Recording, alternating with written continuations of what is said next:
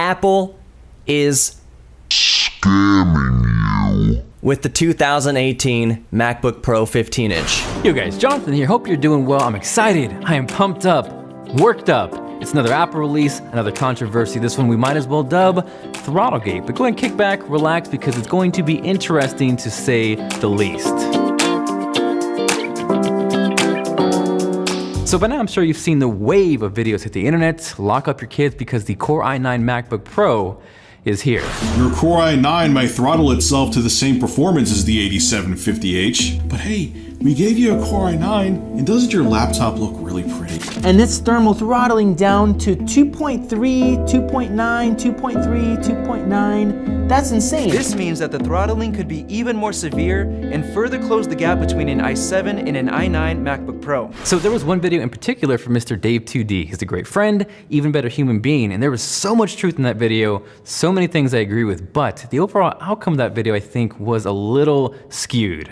So this is the point where a lot of you out there are jumping out of your chairs, typing furiously into your keyboard, but before you do, hear me out because there is a lot to talk about. Before I go any further though, I want to throw this out there. There is no arguments, I 100% agree, this MacBook Pro design is not taking full advantage of the chips inside this machine. But the thing is, most laptops, whether they're Mac or Windows, aren't either. Unless you have some giant 5-6 pound laptop that has a cooling chassis, which at that point you almost might as well bring a desktop around. It's just physics. When you have a processor with that many cores, with that high of a clock speed, you're going to run into thermal problems. Beyond that though, I'm going into this as open-minded as possible. If you guys want to see a comparison of something like the Dell XPS 15 that also has a Core i9, drop a like and I will happily order one of those to compare. Now I think this is going to end up being a multi-part series. In this first video, I'm going to tackle the i9 versus the i7 and kind of address the issue of if the more expensive i9 6-core is actually slower than the cheaper 6-core i7.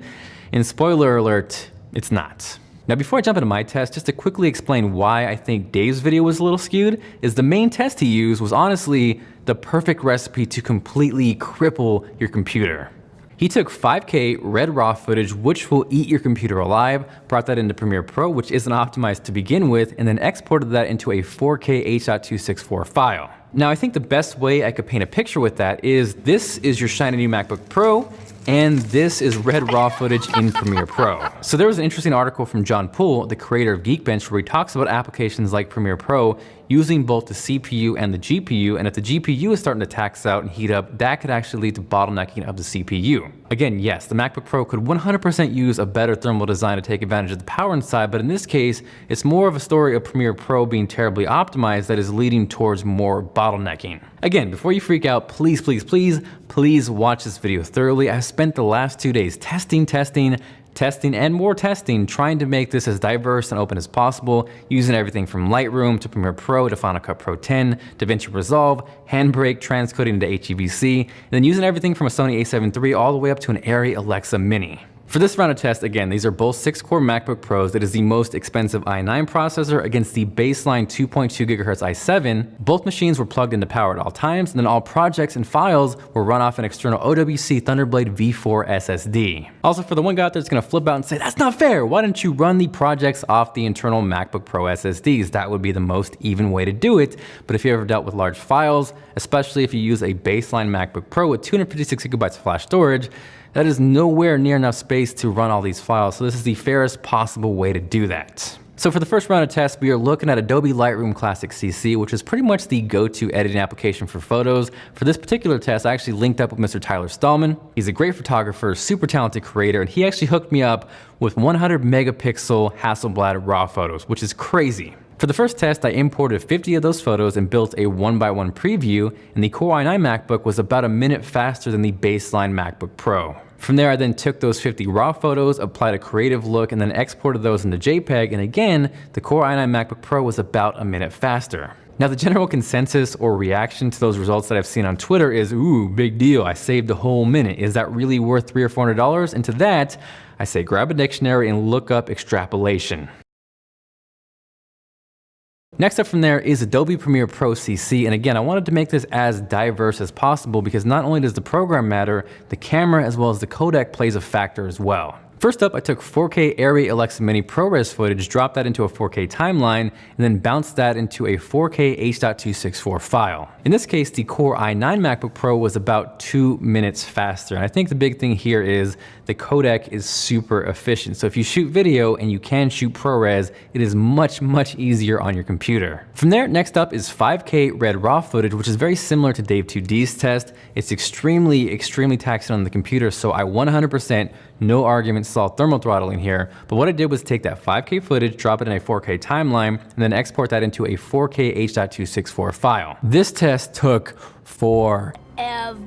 To the point where it pushed these MacBook Pros to its knees, and honestly, you could probably cook an egg on one of these machines. It got to the point where it was about 100 degrees Celsius, so Apple, in this case, yeah, there's no arguing the MacBook Pro needs a better thermal solution. Surprisingly though, or maybe unsurprising, the i9 MacBook Pro was again about 2 minutes faster than the baseline model. Next from there, I wanted to do a more common scenario because I get it, not everyone's shooting Red or Arri, so I took Sony a7 III footage, 4K, 100 megabits, and then dropped that into a 1080p timeline, and then bounced that into a 1080p H.264 file. So once again, the i9 MacBook Pro was about 2 minutes faster than the baseline i7, which lines up in pretty much every test so far I've done in Premiere Pro, but where I saw the biggest difference between these two models is actually using Canon C200 RAW light footage.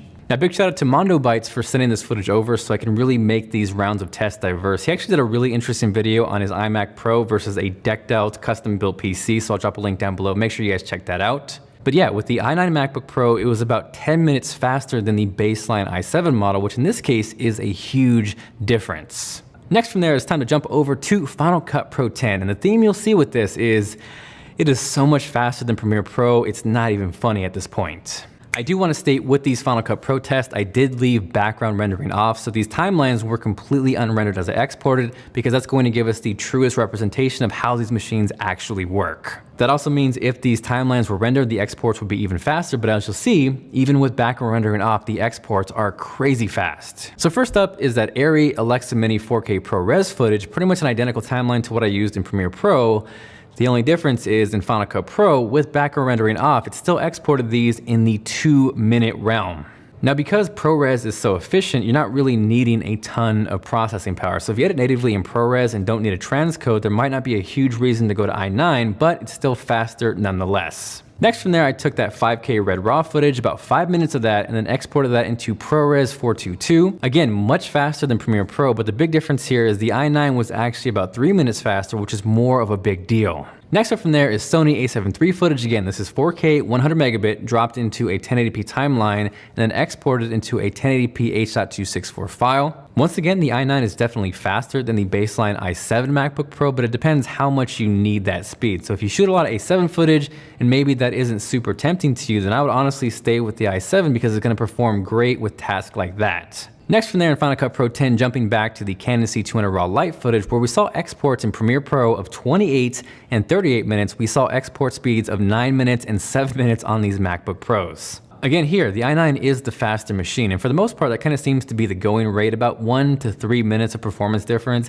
Obviously there are variables, maybe you're using ProRes, maybe you're working in 1080p, and in those instances where the performance isn't huge, that's where you gotta decide, is the i9 or the i7 better for me? Now yes, I use Final Cut Pro to edit every single one of my videos. The video you're watching right now is edited in Final Cut Pro 10. I don't want to turn this into a Final Cut versus Premiere war, but I think if you're editing on a Mac, at least give Final Cut Pro a shot, or maybe even try DaVinci Resolve, because that is light years faster than Premiere Pro as well. In DaVinci Resolve, I took that Canon C200 RAW footage, exported that into an H.264 file, and it was honestly almost as fast as Final Cut Pro 10, and again, miles faster than Premiere Pro. So Adobe, you really need to step up the performance. Next from there, using Handbrake, I took an MKV Blu-ray rip of Guardians of the Galaxy and then transcoded that into H.264. And once again, the i9 MacBook Pro was about 2 minutes faster. From there, I took a 22-minute 4K H.264 file and then transcoded that in compressor to 4K HEVC. In this case, the i9 MacBook Pro was a little over a minute faster, so it's not a huge difference, but where I'm willing to bet the bigger difference is jumping from 6-core to last year's quad-core, and that'll definitely be next up in the testing. So that has been quite the mouthful. My brain is just about melted. You see in certain cases where the i9 actually makes sense, in certain cases it doesn't, but hopefully you found this video helpful. There's more testing to be done though. Last year's model, the 13-inch MacBook Pros, if you haven't yet, make sure you subscribe, turn on that bell so you don't miss those videos. Huge shout out to D-Brand for supplying that beautiful skin. Maybe you don't want to upgrade your MacBook, but you want to upgrade the looks. It is the cheapest, easiest, sexiest way to do that. Link below. This is Jonathan, and I will catch you guys later.